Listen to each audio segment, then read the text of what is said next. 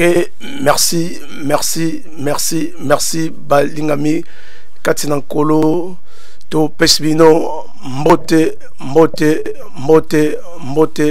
mbote lisusu katikati o mabota babino. Bongo mokona lelo le 20 novembre journal nabiso chrétien basango wa baklisto to lisusu katikati o ba nako wabino to waitando beke na bino pona kopesa na bino lisusu basango o wapi tozali nango na mokolo na lelo. Voilà tolobaki comme bomesano tokobanda ko yeba ko pesa kana bino basango mokolo inso pona ko yeba ko pesa basango o wapi ezali ya bakristo. Bongo na mokolo lelo tozali na basango mingi ya ko pesa na bino kasi to rappela na bino biso tozali bandeko na bino o wapi ya radio télévision Congo mo Kristo oyo to salela bino mo sala yango lelo to eli bino lisusu basango o wapi to koleka ko pesa na bino na mokolo lelo tozali na basango mingi ya ko pesa na biso. Bongo toleka toujours ko eba ko partager to pe ko komela biso momesano lolenge ya ko eba ko landa basango oyo ya biso na radio télévision Congo mo Kristo na émission na biso to bengi journal chrétien basango wa baklisto.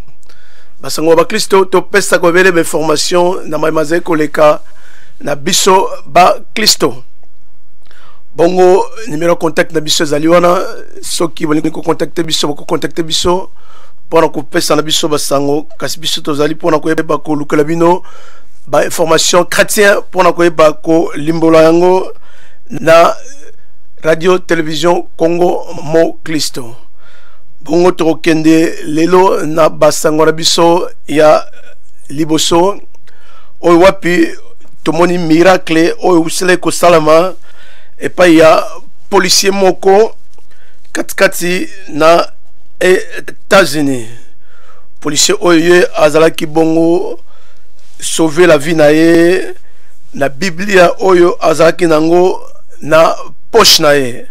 To moi le lengani miracle et c'est que salama qu'on a le c'est un miracle. La Bible des poches d'un policier arrête une balle avant qu'elle ne touche son cœur.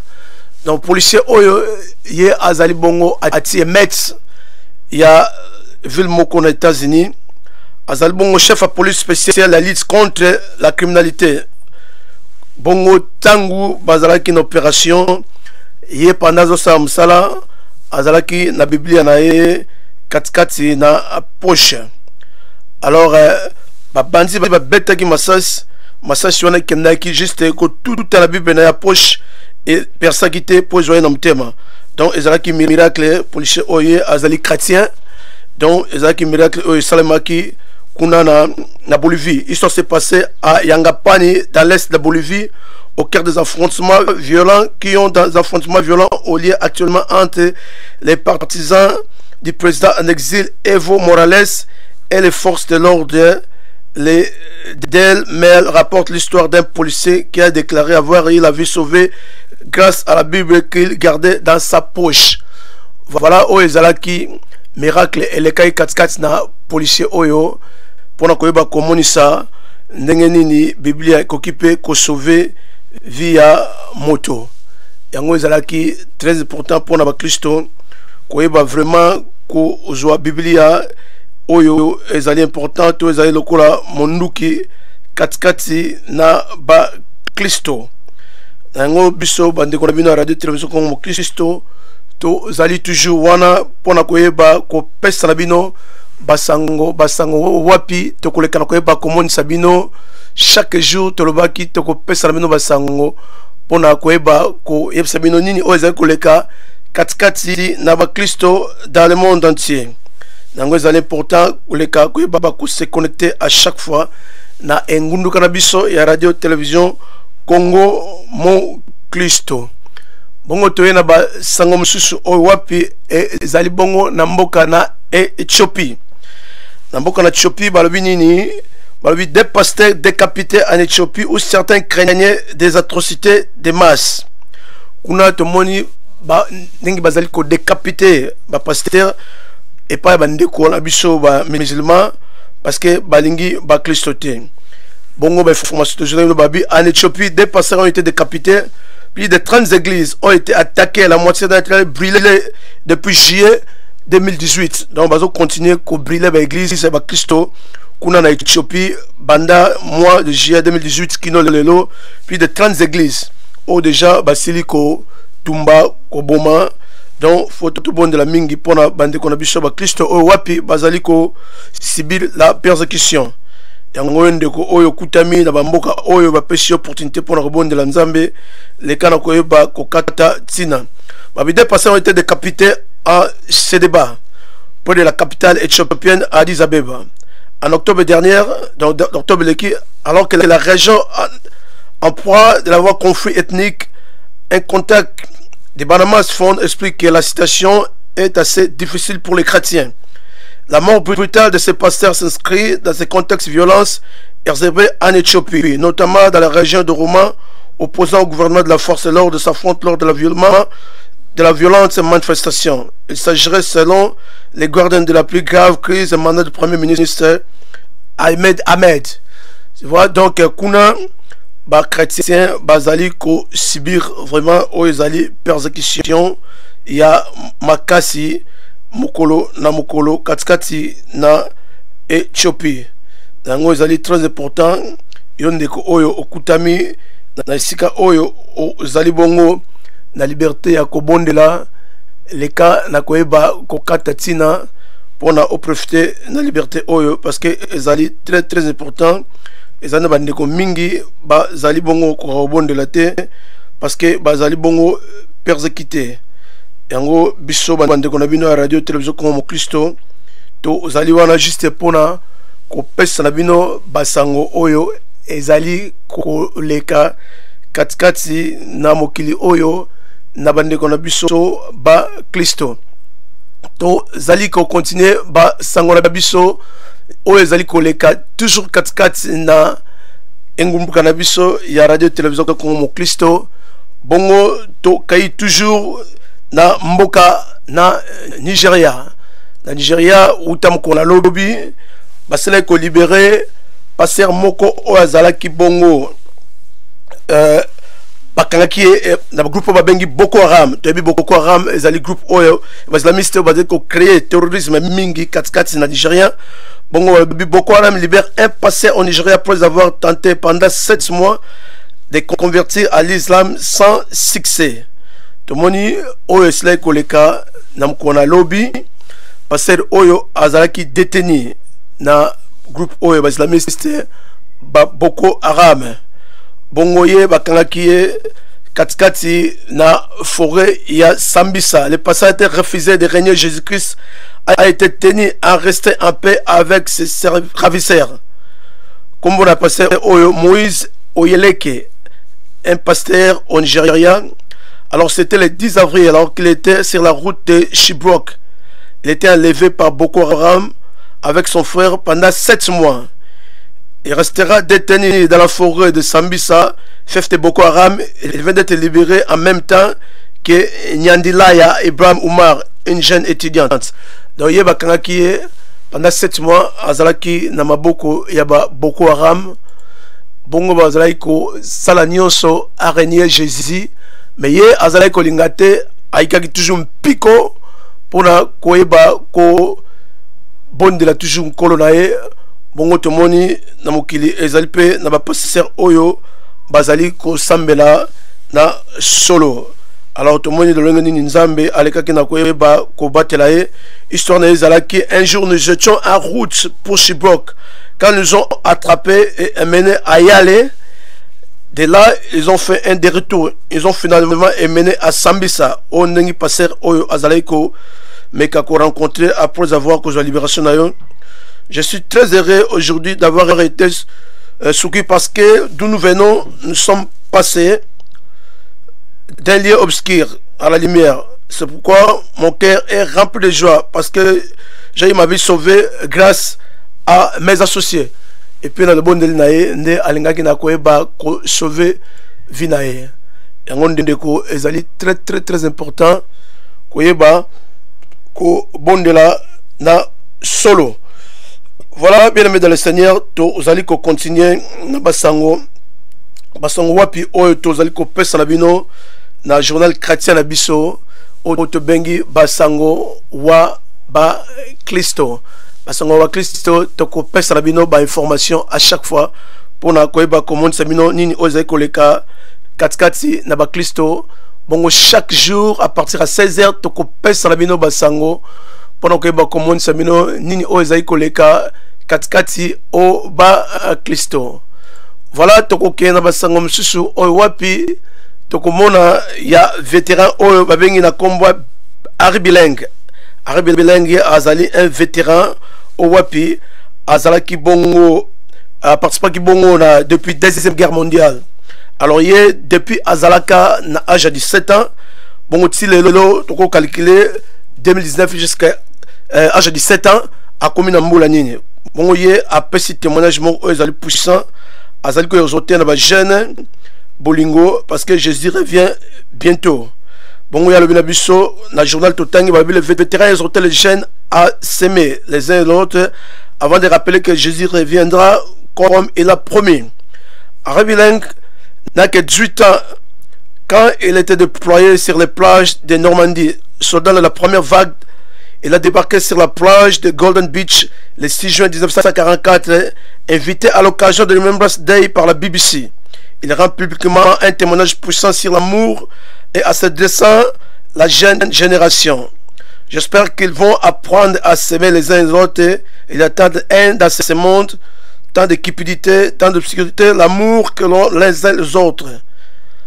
Et la chose la plus forte que la terre revient, notre Seigneur Jésus a dit qu'il fera électrique dans les livres de l'Apocalypse.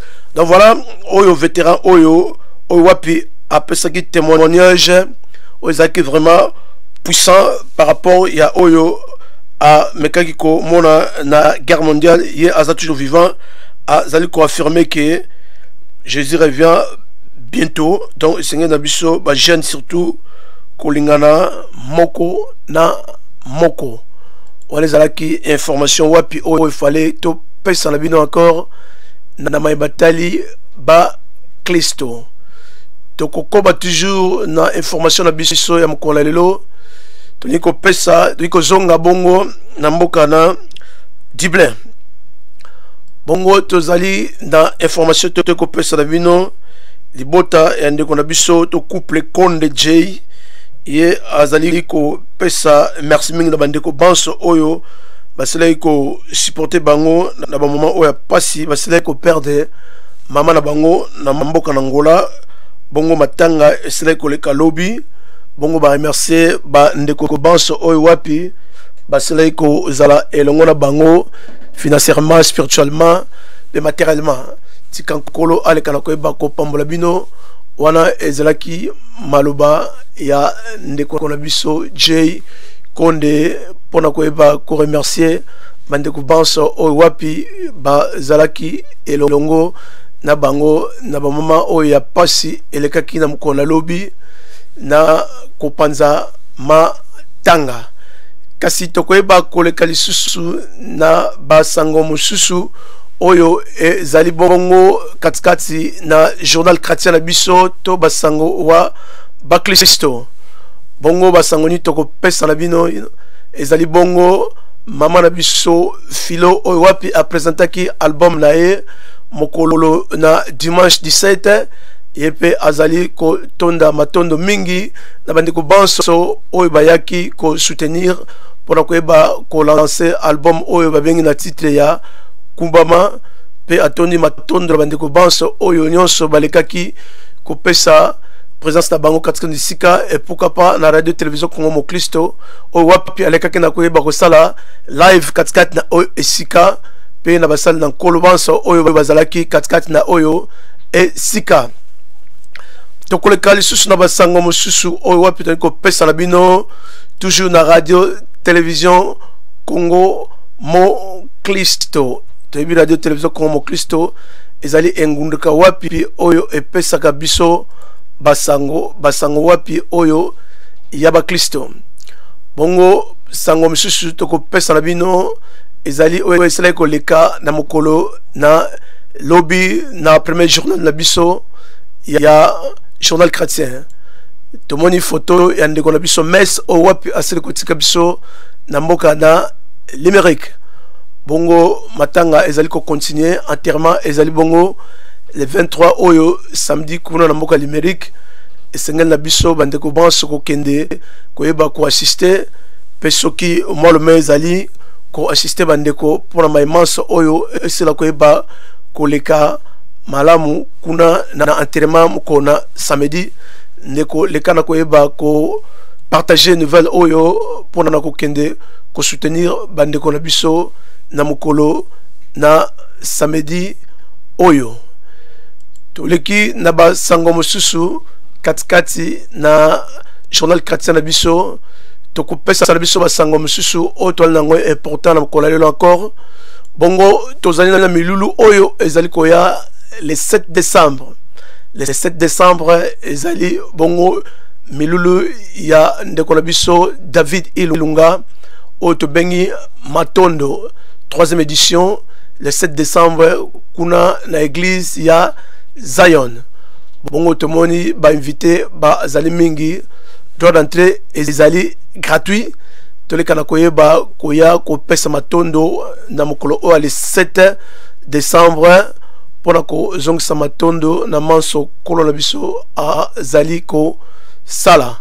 Voilà wana ezalaki information concernant événement oyo ya matondo. Tokomi na information mosusu toko pesa na bino ya ndeko na biso mama Sylvie Matabisi ye azali ko organiser pe milulu pona ONG na ye abengi Help Me Sungangai. Bongo ye azali ko bengisa ba ndeko le 14 décembre ya ko kende ko soutenir bango pona milulu na bango oyo ba kolepaka kosala. Bongo le kana koyeba ko katatina pe ko réserver mukolo oyo o ba bengi une soirée dînatoire na kanti boko komona na bilili wana ndenge bango bazali ko bongisa masolo pour la mokolo oyo. Voilà wana zaki information to ko pesa pour na sujet oyo kasi to suki siwana te tozali ko continuer na basango to koyera basango mususu oyo tozali na yango ezali bongo évangéliste Jivency. Évangéliste Jivency oyo wapi azali mo pandisango na nkolo na église ya Puissance Divine ye azali na milulu minene oyo wapi azokende kosala na mboka na Kinshasa.